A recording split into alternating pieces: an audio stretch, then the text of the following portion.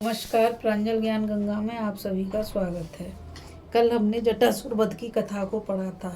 आज हम पांडवों का बृहस्पति और आश्रयश्रेण के आश्रमों पर जाने की कथा को पढ़ेंगे, जो कि इस प्रकार है।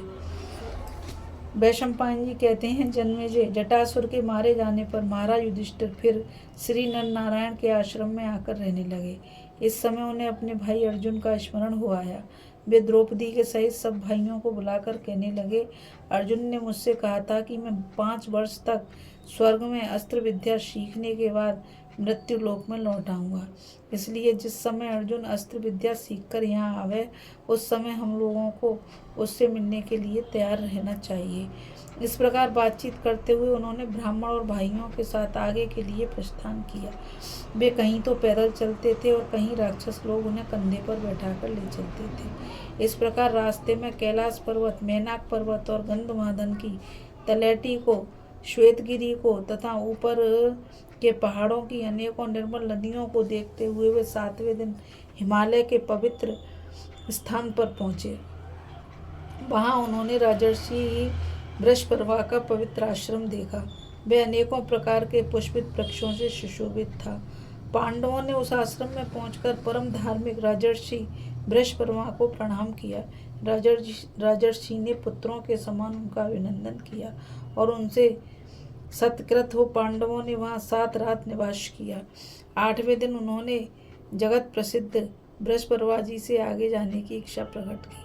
उनके पास जो सामान बच रहा था वह उन्होंने उन्हीं को दे दिया था। अपने यज्ञ पात्र, रत्न और आभूषण भी उन्हीं के आश्रम में छोड़ दिए। राजर्षि बृहस्पति भूत और भविष्य के ज्ञाता तथा समस्त धर्मों के मर्मज्ञ थे। उन्होंने चलते समय पांडवों को पुत्रों की तरह उपदेश दिया। फिर उनकी आज्ञा लेकर वे उत्तर दिशा को चले। वहां से सत्य पराक्रमी कुंती नंदन युधिष्ठिर भाइयों के सहित पैदल ही चले। वह प्रांत अनेक प्रकार के मृगों से पूर्ण था। रास्ते में पहाड़ों के ऊपर तरह तरह के वृक्षों की कुंजों में निवास करते हुए उन्होंने 4थे दिन श्वेत पर्वत पर पदार्पण किया। श्वेतांचल एक बहुत बड़े बादल के समान सफ़ेद सफ़ेद दिखाई देता था। इस पर जल की अधिकता थी तथा मणि, सुवर्ण और चांदी की शिलाएं थीं। मार्ग में धौम्य, द्रौपदी, पांडव और महर्षि लोमस साथ साथी चलते थे। उनमें से कोई भी थकता नहीं था। इस प्रकार चलते चलते वे माल्यवान पर्वत पर पहुंच गए। उसके ऊपर चढ़कर उन्होंने किम पुरुष, सिद्ध और चारणों से सेवित गंधमादन के दर्शन किए।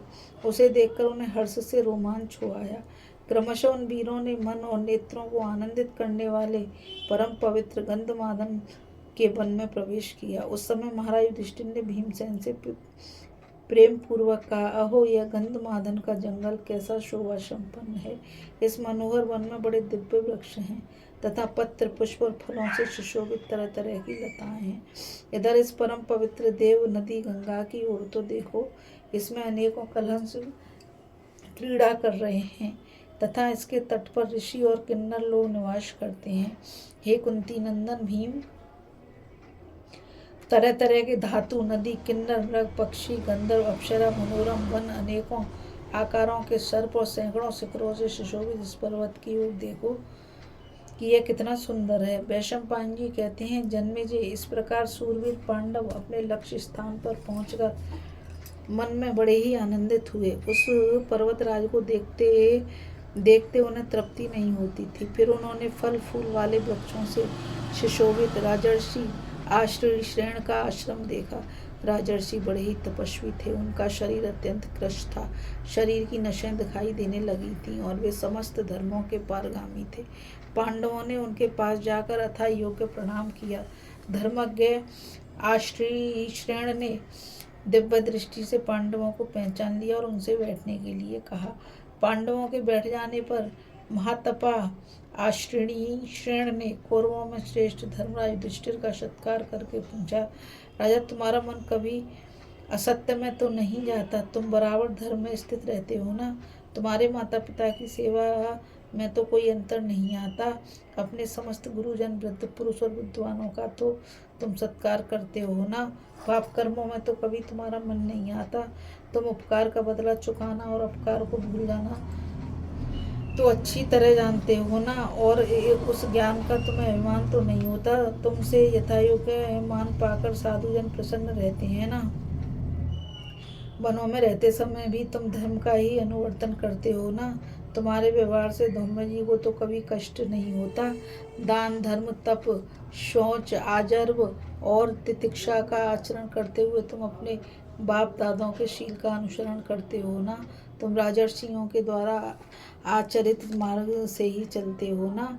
जब अपने कुल में पुत्र या नाती का जन्म होता है तो पितृलोक में रहने वाले पितर हंसते भी हैं और शोक भी मनाते हैं, क्योंकि वे सोचते हैं कि पता नहीं हमें इसके कुकर्मों से दुख ही भोगना पड़ेगा या इसके सुख कर्मों से सुख मिलेगा। हे पार्थ, जो पुरुष माता पिता अग्नि गुरु और आत्मा की पूजा करता है वह ये लोक और परलोक दोनों को ही जीत लेता है। इस पर महाराज युधिष्ठिर ने कहा, भगवान आपने यह धर्म के यथार्थ स्वरूप का वर्णन किया है। मैं यथाशक्ति अपनी योग्यता के अनुसार इसका विधिवत पालन करता हूँ।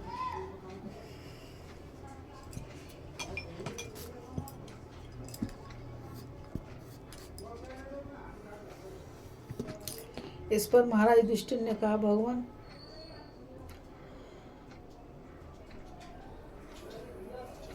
आपने हमें बहुत ज्ञान दिया है। श्री ने कहा, पूर्णिमा और प्रतिपदा की संधि में इस पर्वत पर केवल जल या पवन का ही सेवन करने वाले मुनिगण आकाश मार्ग से आते हैं। उस समय यहाँ भैरी पड़व शंख और मृदंगों का भी शब्द सुनाई पड़ता है। आप लोगों को यहीं बैठे बैठे उसे सुनना चाहिए, वहाँ जाने का विचार बिल्कुल नहीं करना चाहिए।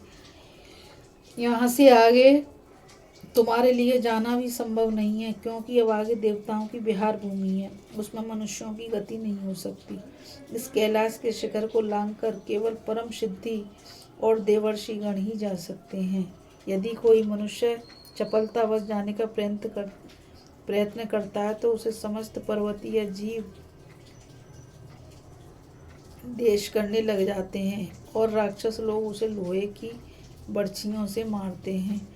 पर्व संधियों पर यहाँ नरवाहन कुबेर जी बड़े ठाट बाट से रहते हैं। इस कैलाश के शिखर पर ही देवता दानव सिद्धों और कुबेर का उद्यान है।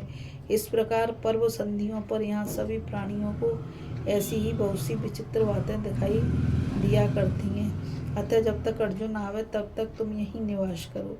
अतुलित तेजस्वी मुनिवर आश्री श्रेण की यह हितकर बात सुनकर पांडव लोग निरंतर उन्हीं की आज्ञा के अनुसार बर्ताव करने लगे। वे हिमालय पर रहकर महर्षि लोमश से तरह तरह के उपदेश सुनते रहते। इस प्रकार वहाँ रहते हुए उनके वनवास का 5वां वर्ष बीत गया। घटोत्कच तो राक्षसों के साथ पहले ही चला गया था। जातिवार कह गया था कि आवश्यकता पड़ने पर मैं फिर उपस्थित हो जाऊंगा। उस आश्रम पर पांडव लोग कई मास तक रहे और उन्होंने अनेकों अद्भुत घटनाएं देखी। एक दिन बढ़ता हुआ वायु ही हिमालय के शिखर से सब प्रकार के सुंदर और सुगंधित पुष्प उड़ा लाया। बंधु बांधवों के सहित पांडव और यशस्विनी द्रौपदी ने वहां वे पचरंगे पुष्प देखे।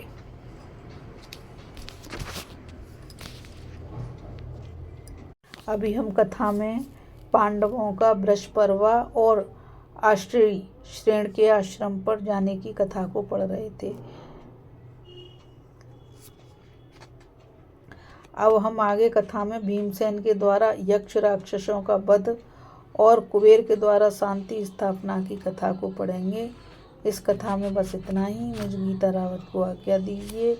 कल फिर मिलेंगे एक नई कथा के साथ। और मैं आप सभी से यही कहना चाहूँगी कि इस चैनल को ज़्यादा से ज़्यादा लाइक शेयर और सब्सक्राइब कीजिए, ताकि यह अमूल्य ज्ञान अधिक से अधिक लोगों तक पहुँच सके।